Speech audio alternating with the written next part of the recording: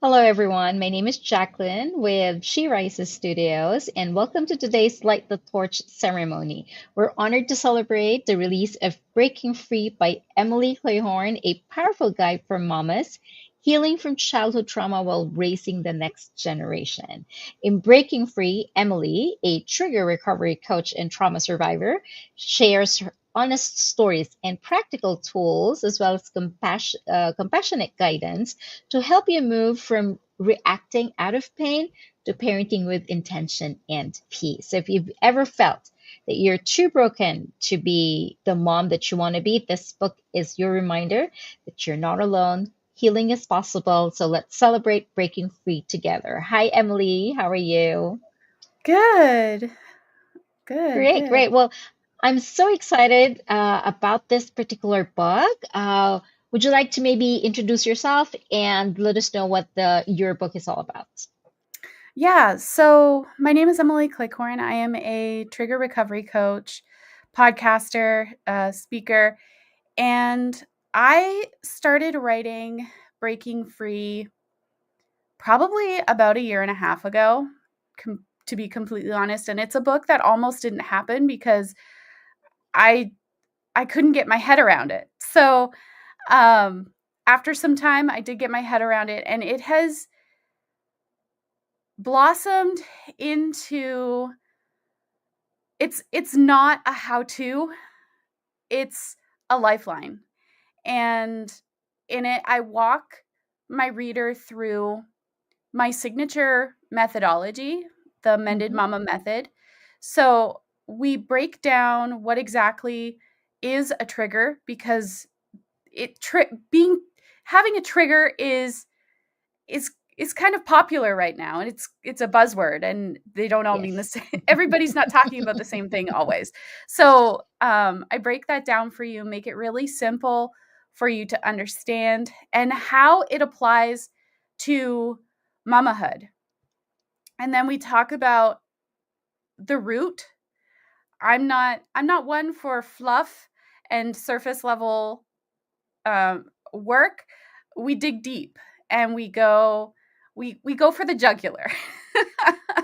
And um, throughout the book, you will learn how your stress response, your trauma response, Mm. impacts your parenting, and how that impacts your kids.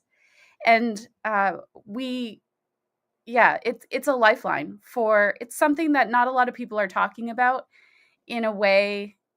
I don't know if I've ever heard anybody talk about the stress responses in relation to parenting. Yes. And maybe because a lot of us mamas out there don't really understand what we're going Yeah, through.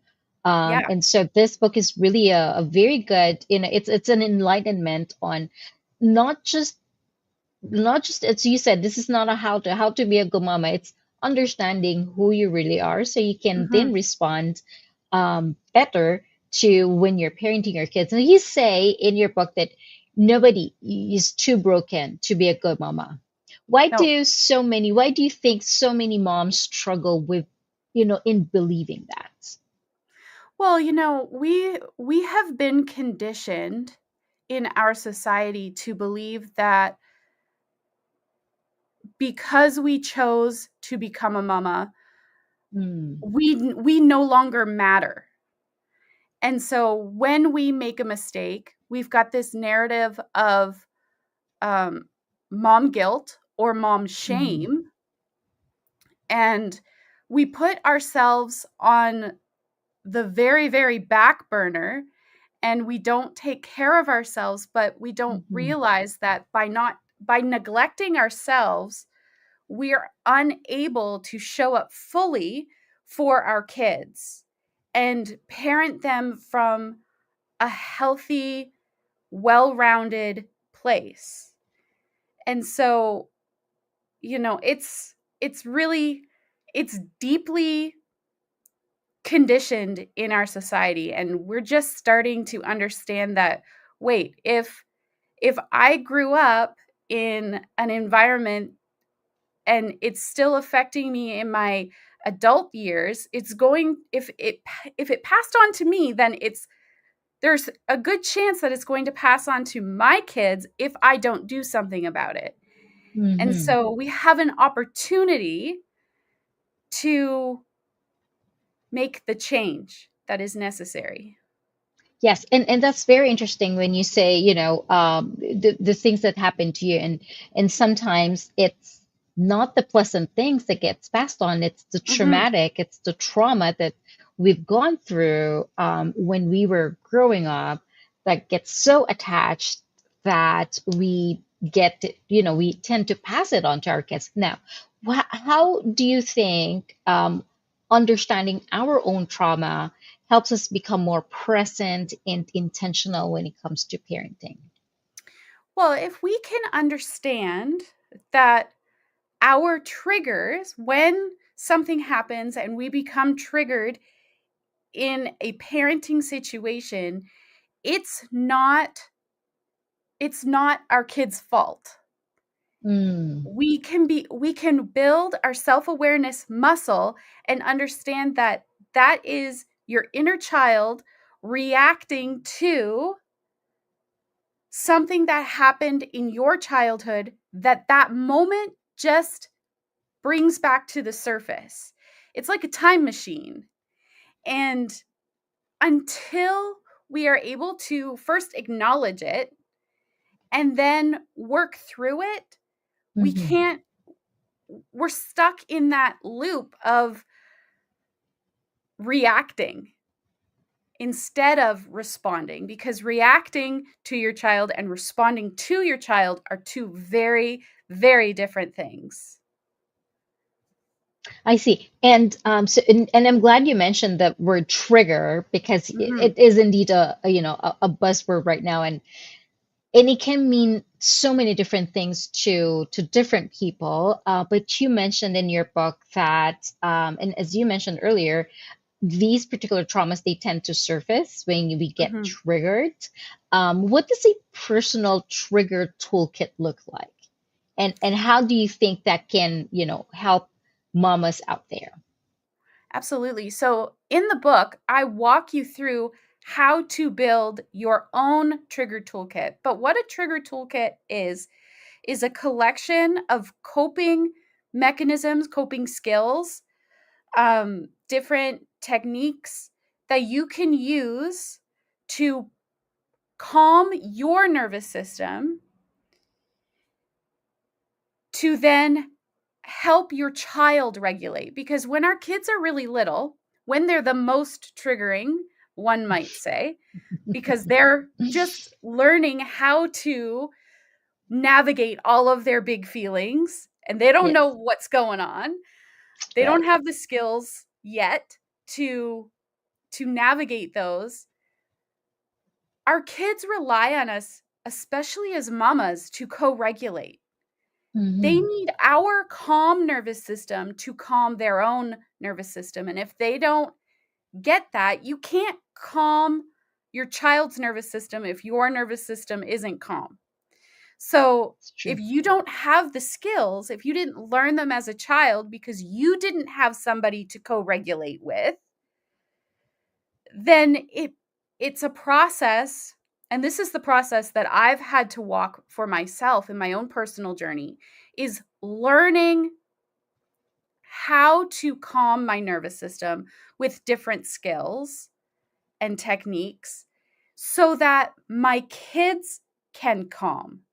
Because when you react in a triggering parenting moment, one of those messy mama moments, you can watch how fast that makes an explosive situation explode even more. And That's so true. That's true. Yeah. having a trigger toolkit, whether it is a tangible something that you can look at if you're early on in your journey, which I've created Mm, that as well, or just techniques that you have practiced and they're in your mind, that helps you to bring the calm back in the chaos. That's wonderful. And I think that's, that's essentially our aim, is to not get into that chaotic space Mhm. with our children, because then we get into this cycle of, our trauma resurfacing because we were triggered, and then that particular space then becomes traumatic for our kids, and then we Yeah. are all in this particular cycle, and it's never ending. Great, great. Well, can you share a moment in your own journey where you realized that healing was possible, while you're still parenting? Oh my goodness.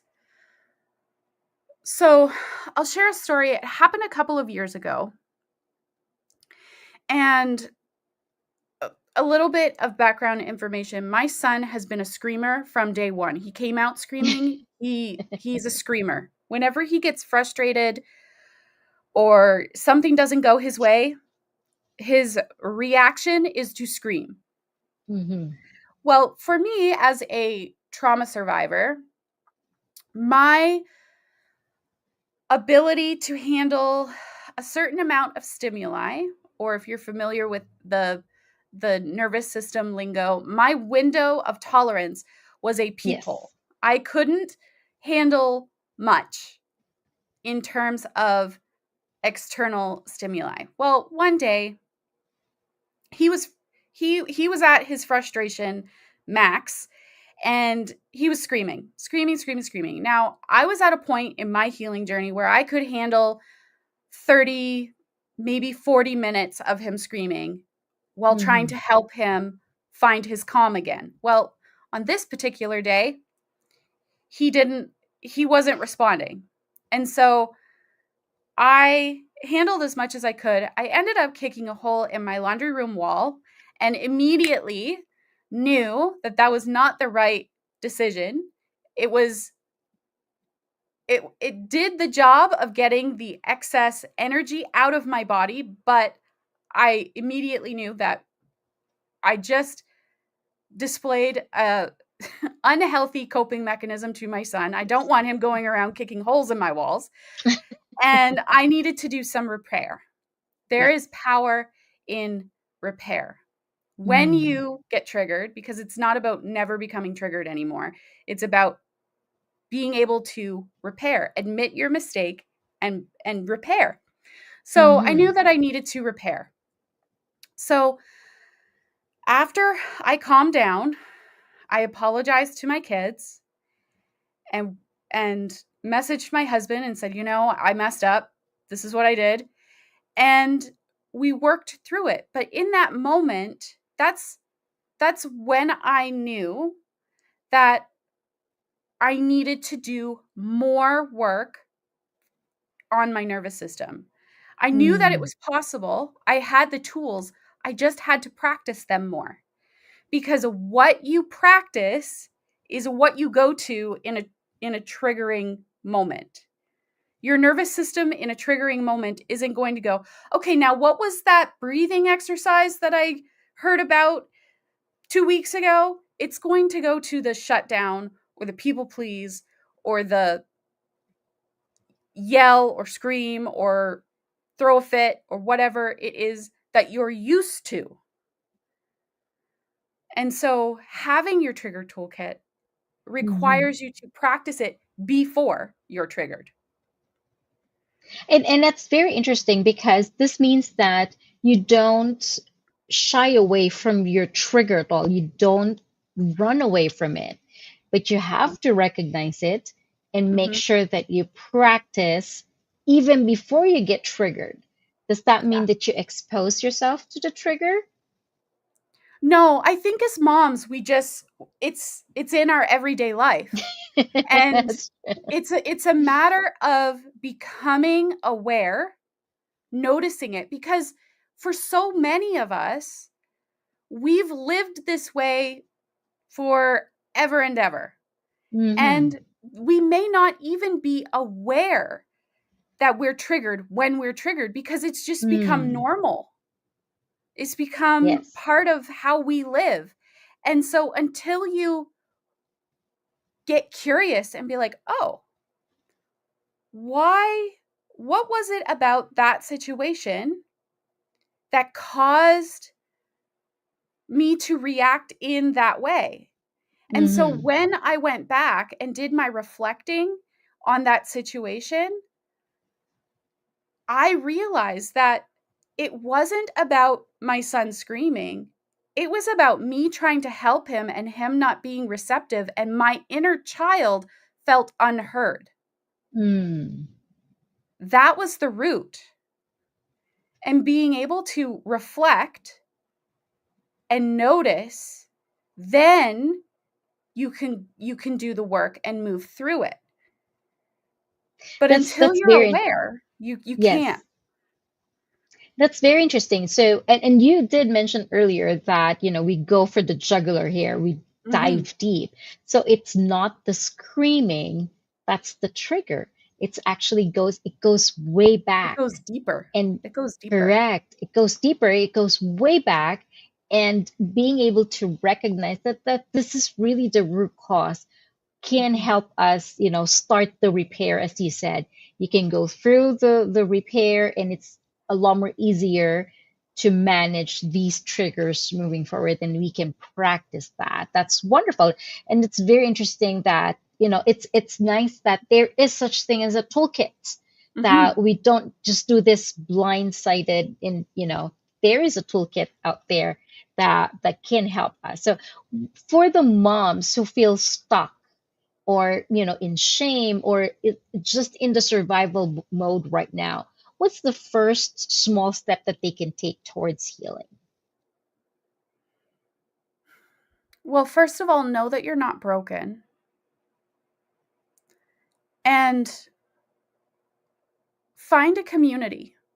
Mm, Um, I've been working for the last 5 years on building the mamahood after trauma community, and my my whole mission is to validate, educate, and empower mamas who are navigating mamahood post trauma, mm, because we know that there must be a better way to live life, but we live in an age where information overload is easy to attain.